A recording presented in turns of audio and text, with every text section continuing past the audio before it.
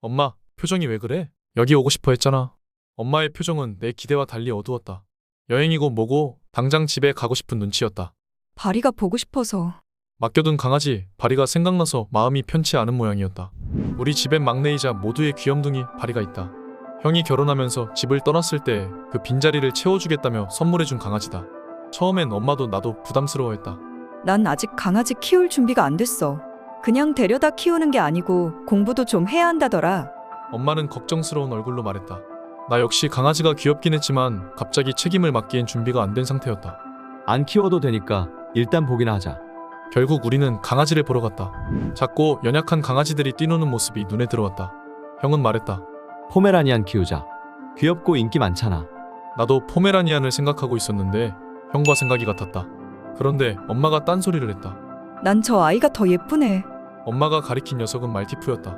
처음 보는 우리에게도 달려올 정도로 사교성이 좋은 녀석이었다. 잘 키울 수 있을까 걱정되네. 엄마가 주저했다. 하지만 눈빛은 이미 녀석에게 사로잡혀 있었다. 나도 마찬가지였다. 처음부터 완벽하게 준비된 사람은 없어. 키우면서 배우는 거지. 형은 엄마를 설득했다. 그렇게 우리는 고민 끝에 말티푸를 데려오기로 했다. 그런데 이름은 뭘로 정하지? 엄마가 말했다. 그러자 형은 기다렸다는 듯이 바로 대답했다. 내가 생각한 이름이 있어. 얘는 바리야. 엄마와 나는 그 이름을 듣자마자 유레카를 외쳤다. 좋다. 바리로 하자. 집으로 가는 차 안에서 바리가 낑낑거렸다. 가방 안이 답답한 건지 두려워서 그런 건지 이유를 알 수 없었다. 나도 강아지를 어떻게 다뤄야 할지 몰라 안절부절하며 속으로 생각했다. 금방 집에 도착할 거야. 조금만 참아.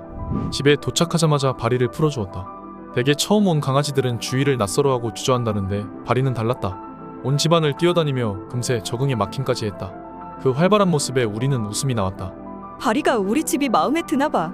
바리야, 이제 여기가 우리 집이야. 그 후 우리는 강아지에 대해서 공부하기 시작했다. 처음 데려온 강아지에게 너무 많은 관심을 주면 안 된다고 했다. 그래서 우리는 좁은 울타리 안에 바리를 두고 최대한 관심을 주지 않으려 했었다.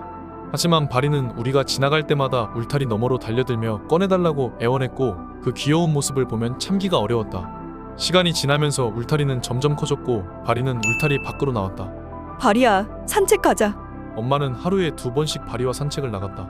어느새 엄마의 일상이 바리 중심으로 돌아갔다. 둘은 하루 종일 함께했고 잠도 같이 자고 밥도 함께 먹었다. 엄마의 삶에 바리는 없어선 안 될 존재가 되었다. 내가 다른 지역으로 이사하면서 엄마 혼자 집에 남았지만 바리가 있어 걱정은 없었다. 바리야, 엄마 잘 지켜. 네가 지켜줘야 해. 그렇게 바리는 완전히 우리의 가족이 되었고 어느덧 1살이 되었다. 바리 없는 일상은 상상할 수 없을 정도로 녀석은 우리 삶에 깊이 자리 잡았다. 그러던 중 형이 결혼을 앞두고 가족 여행을 제안했다. 제주도로 가족 여행이나 가자. 셋이서 가는 첫 가족 여행이었다. 바리는 못 데려가. 여자친구가 봐준다고 하니까 맡기고 가자. 엄마는 처음엔 기대에 부풀어 있었지만 여행 날이 가까워지자 바리와 떨어질 생각에 걱정하는 눈치였다. 하지만 제주도에 도착해 멋진 경치도 보고 좋은 시간을 보내면서 엄마도 점점 마음이 풀리는 것 같았다. 엄마는 우리 형제를 혼자 키우느라 늘 바쁘게 살아오셨다. 새벽부터 밤까지 일하면서도 우리에게 맛있는 음식을 먹이고 싶어 했던 분이다. 그 덕에 놀지 못하고 청춘을 보내셨다. 제주도 여행은 엄마에게도 처음이었다. 우리가 크고 나서 함께 여행할 여유가 이제야 찾아온 것이다. 우리는 이 순간을 만끽하며 가족애를 느끼고 있었다. 좋은 시간을 보내던 중 형수님이 바리의 영상을 찍어 보내줬다. 엄마는 그 모습을 보고 표정이 다시 어두워졌다. 영상 속에서 바리도 엄마를 그리워하는 듯 보였다. 우리 그냥 내일 아침에 돌아가면 안 되나? 엄마는 농담처럼 말했지만 진심이 섞여 있었다.